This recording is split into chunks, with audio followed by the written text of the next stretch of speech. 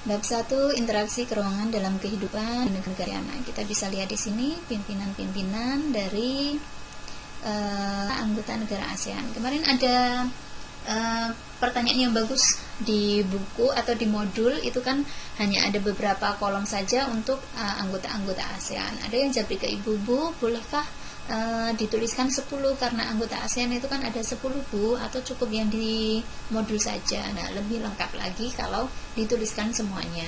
Akan tetapi misalnya kemarin sesuai petunjuk yang ada di modul, tetap Ibu terima, tetap Ibu berikan nilai. Namun untuk yang 10 tadi berarti sudah ada pemikiran lebih mendalam, dia lebih responnya lebih mendalam, lebih tepat karena ASEAN itu negaranya jumlahnya ada 10. Ini dengan lambang-lambangnya dan benderanya.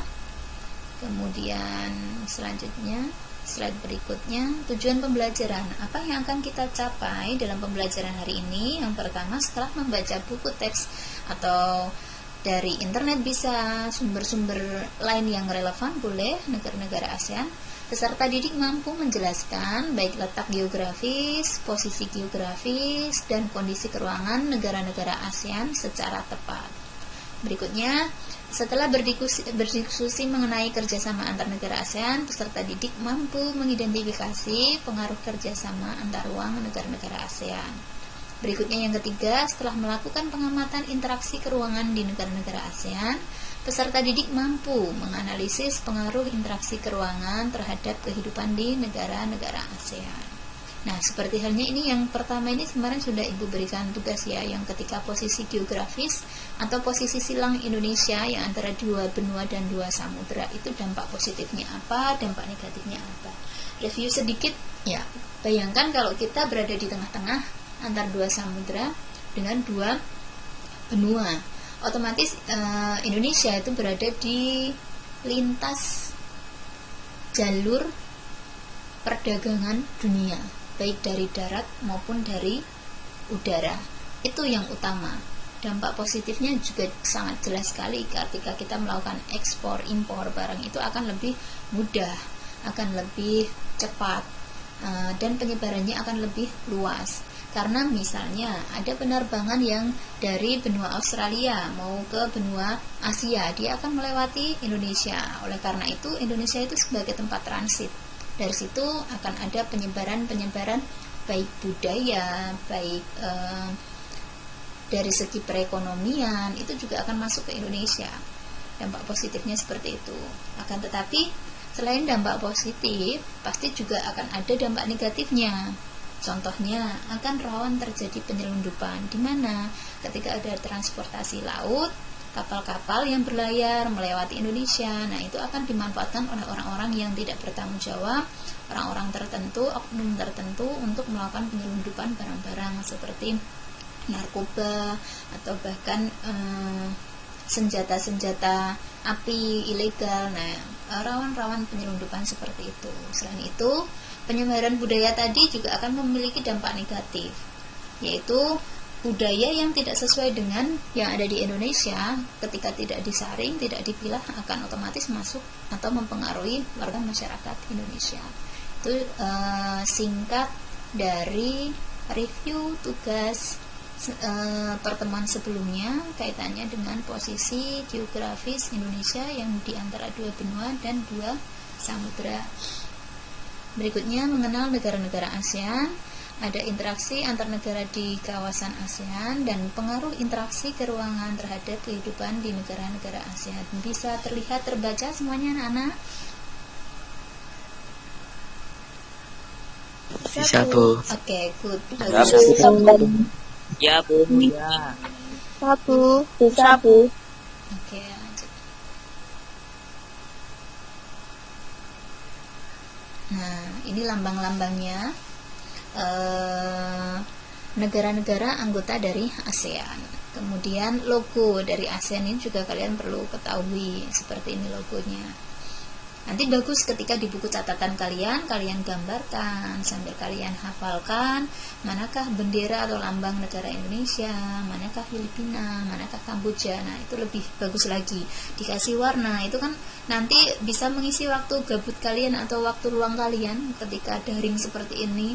Nah, itu di buku catatan kalian itu buatlah sekreatif mungkin, tidak harus dalam bentuk tulisan semua, nanti bisa dengan gambar, main mapping dan lain sebagainya sesuai dengan kreativitas kalian masing-masing yang nantinya akan mempermudah kalian sendiri untuk belajar materi-materi yang ada di buku catatan. Kita kenal satu persatu terlebih dahulu Indonesia. Nah, negara kita lambangnya ini ya, Garuda, kemudian mencengkram tulisan Bhinneka Tunggal Ika. Jangan lupa lambang-lambangnya ini juga dihafalkan, sila pertama yang mana, sila kedua yang mana, kemudian artinya apa, seperti itu bisa dimodifikasi dengan pembelajaran PKN ya. PKN kalian itu bisa diinkludkan di sini. Ternyata satu mapel dengan mapel yang lain itu saling berkaitan, bisa dikombinasikan. Oke, Indonesia memiliki iklim tropis seperti tempat kita ya, ada musim kemarau, kemudian ada musim penghujan. Iklimnya tropis sehingga panas sepanjang tahun, bisa terbagi 12 jam siang dan 12 jam malam. Karena di negara lain belum tentu seperti itu. Ada yang lamanya malam lebih lama, ada yang siangnya lebih lama. Kemudian terletak di antara dua benua, yaitu benua Asia dan benua Australia, serta dua samudra, Samudra Hindia dan Samudra Pasifik. Pokoknya kalau kalian sudah mendengar letak seperti ini, bayangan kalian langsung bisa masuk ke letak strategis tadi. Oh, berarti sebagai lalu lintas perjalanan, lalu lintas perdagangan, lalu lintas transportasi udara, pesawat tadi kalau antar benua pasti akan lewat Indonesia. Kemudian kapal-kapal juga dia berlayar akan melewati Indonesia, karena di antara dua samudra itu Samudra Hindia dan Samudra Pasifik. Contoh kerjasama dalam bentuk organisasi antara lain yaitu ASEAN, PBB, dan GNB. Kemudian tahun 2015 jumlah penduduk Indonesia itu sekitar 255,7 juta jiwa. Nanti kita bandingkan dengan negara-negara lain, jumlah penduduk Indonesia itu termasuk sedikit atau termasuk besar. Ingat-ingat ya, ini 255 juta. Komoditas ekspor meliputi gas alam, hasil hutan, tekstil, serta hasil pertanian dan peternakan. Komoditas impor meliputi minyak, perlengkapan industri, farmasi, dan kimia, serta barang elektronik dan otomotif.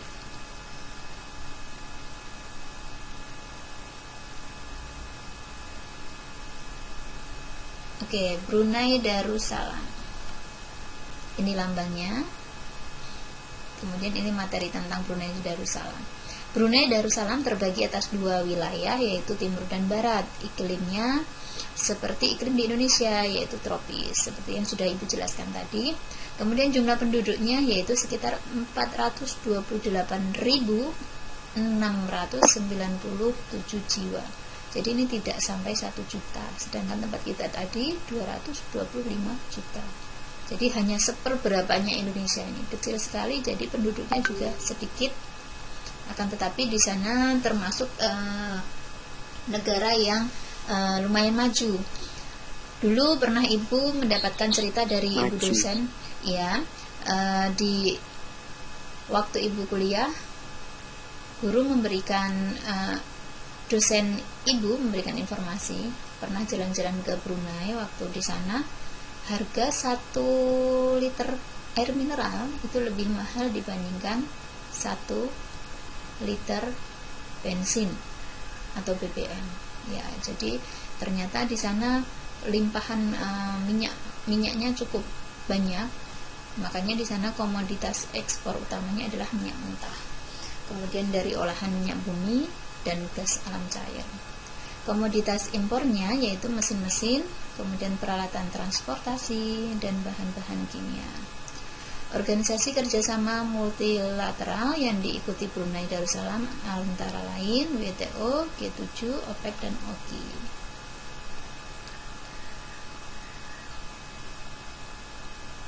Lanjut slide berikutnya, ini Filipina. Filipina memiliki banyak gunung api aktif ya, mirip dengan Jepang, Indonesia itu juga banyak gunung api aktifnya. Kemudian Filipina memiliki iklim tropis panas yang dipengaruhi oleh angin monsun. Jumlah penduduknya sekitar 104.918.090 jiwa. Kemudian komoditas pertanian tersebut antara lain ada beras, kelapa, tebu, jagung, pisang, nanas, mangga, daging sapi, telur, dan ikan. Komoditas industri Filipina meliputi peralatan elektronik, tekstil, obat-obatan, kimia, dan mebel. Tergabung dalam anggota ASEAN, kemudian kerjasama lainnya yaitu ada WTO, APEC, OPEC, dan OKI.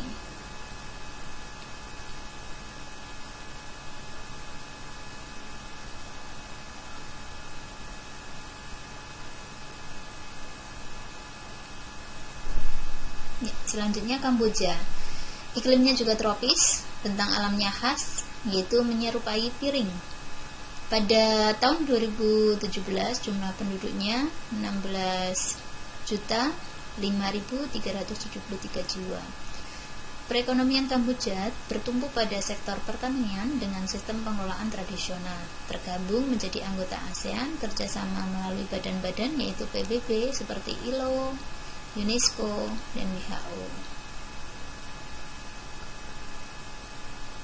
Ya, berikutnya kita kenal Laos. Nah, logonya seperti itu, lambangnya. Negara daratan kawasan ASEAN dibagi di semenanjung Indochina. Pada tahun 2017 penduduknya 6.858.160 jiwa, beriklim tropis. Komoditas ekspornya ada biji timah, kayu, kapas, kopi, kapur barus, dan kulit. Komoditas impor yaitu beras, minyak bumi, mesin, dan barang elektronik. Laos terlibat aktif dalam organisasi ASEAN. Laos mengikuti organisasi seperti ASEM, FAO, IBRD, IFC, UNDP, UNIDO, UNESCO, dan WHO.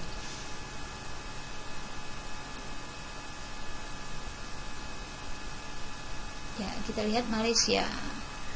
Terbagi menjadi wilayah Malaysia Timur dan Barat, termasuk tropis juga.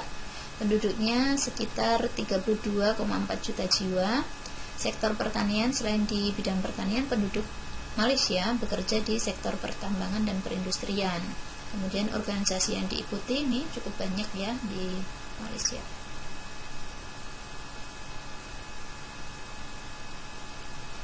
Berikutnya Myanmar. Pada 2017 jumlah penduduknya 53.370.600 jiwa. Nama awalnya Burma atau Birma. Jadi kalau kalian mendengar dulunya Birma, berarti sekarang istilahnya atau nama negaranya berubah menjadi Myanmar.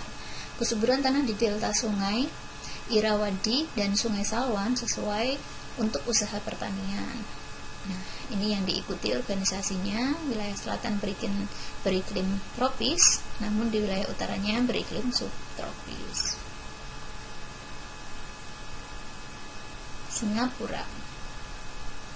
Singapura menjadi satu-satunya negara maju di ASEAN, negara yang memiliki luas daratan sempit. Singapura memiliki iklim tropis. Jumlah penduduknya 5.708.844 jiwa. Sumber daya alam yang terbatas menyebabkan Singapura mengembangkan kegiatan ekonomi sektor industri dan jasa. Nah, ini yang diikuti organisasi oleh Singapura antara lain WTO, ADB, dan PBB.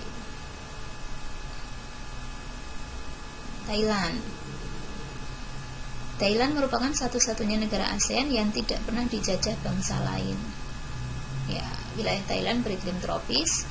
Pada tahun 2017 jumlah penduduknya ini 69.037.513 jiwa. Hasil pertanian utamanya adalah padi dan menjadi komoditas ekspor negara ini. Thailand termasuk salah satu negara pemrakarsa ASEAN. Selain itu juga ikut dalam beberapa organisasi yang cukup banyak ini.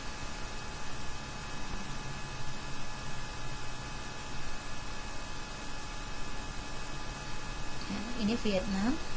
Negara ASEAN yang berada paling timur di semenanjung Indochina. Pada tahun 2017, jumlah penduduk Vietnam mencapai 95.540.800 jiwa.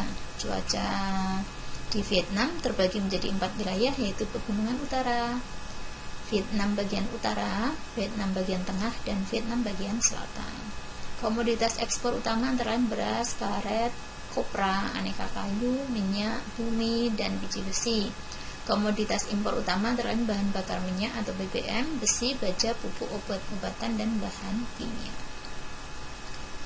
Organisasi yang diikuti, bisa dibaca sendiri nanti. Nah, itulah anggota ASEAN. Kita kenal secara permukaan terlebih dahulu. Tadi ada poin-poin dari jumlah penduduknya, kemudian wilayahnya, iklimnya, organisasi yang diikutinya. Kita masuk ke interaksi antar negara di kawasan ASEAN. Apa tujuan kerjasama antar negara ASEAN?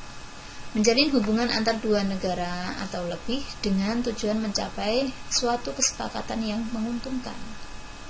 Harus jelas menguntungkan ya, karena menguntungkan itu makanya tetap dilakukan kerjasama. Ada ekonomi di bidang sosial, bidang budaya, pendidikan, dan politik.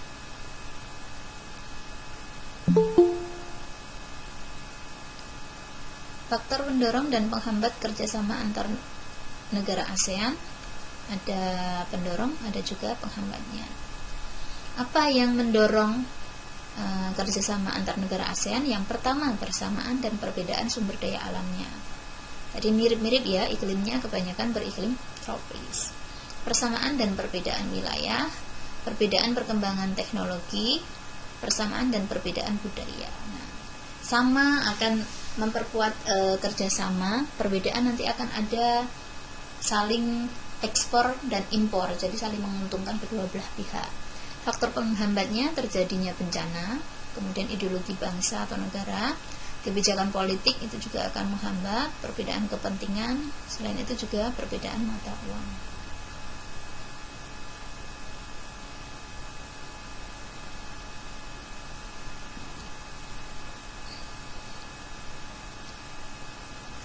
Nah, berikut ini bentuk kerjasama antar negara ASEAN di bidang ekonomi. Ada kesepakatan ekonomi antara Indonesia dan Singapura. Kemudian di bidang sosial budaya ada penyelenggaraan festival budaya.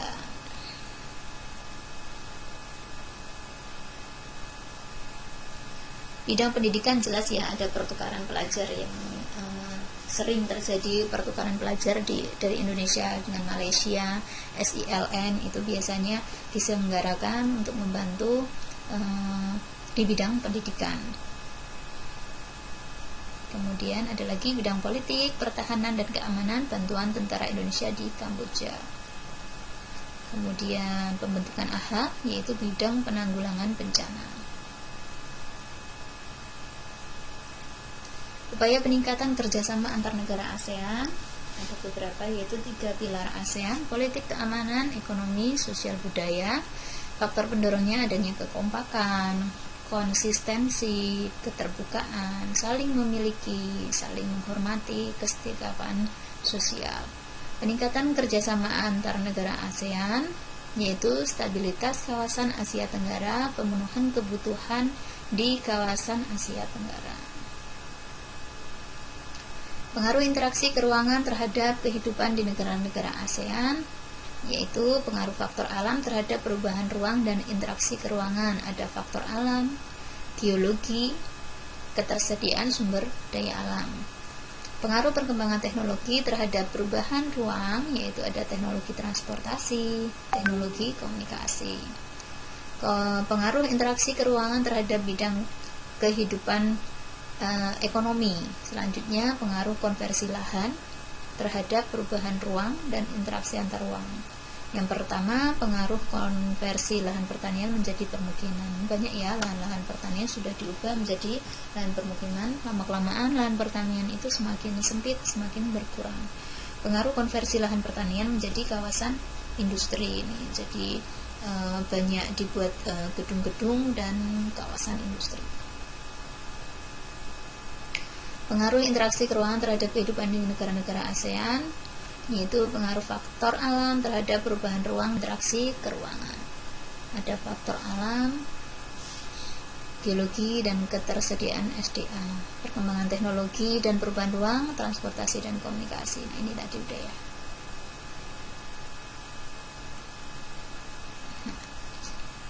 Ini di berikutnya, nanti di pertemuan selanjutnya kita akan membahas tentang pengaruh interaksi sosial terhadap perkembangan kehidupan sosial. Ini sementara yang Ibu sampaikan materi hari ini kaitannya dengan interaksi keruangan terhadap kehidupan di negara-negara ASEAN. Ibu akan